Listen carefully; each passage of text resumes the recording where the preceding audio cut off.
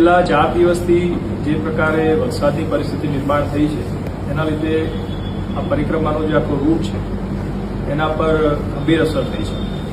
ખાસ તો જે રસ્તા છે જે રિપેર કર્યા હતા એમાં તૂટી જવાના અને કાદવ કીચડ થઈ જવાના પ્રશ્નો ઉપસ્થિત થયા છે. એટલે હાલ એ જે રૂટ છે એની પર ચાલવું ખૂબ મુશ્કેલ જણાય છે. સાથે સાથે એ રસ્તાઓ ઉપર વ્હીકલ લઈ જવાનું પણ ખૂબ મુશ્કેલી જણાઈ રહી છે.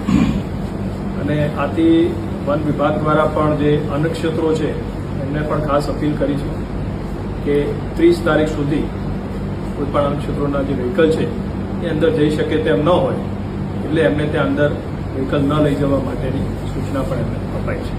આગામી પરિક્રમામાં જે ભાવિકો આવવા માટેનું આયોજન કરી રહ્યા છે એમને ખાસ વિનંતી છે કે આપની જે આયોજન છે એ આગામી 30-31 તારીખે જિલ્લામાં ભારે વરસાદની પરિસ્થિતિને ધ્યાને લઈ અને એ પ્લાન બાબતે જરૂરી વિચારણા કરવી અને આ પરિસ્થિતિ છે ભારે વરસાદની એ ધ્યાને લઈ અને જરૂરી આયોજન કરવું.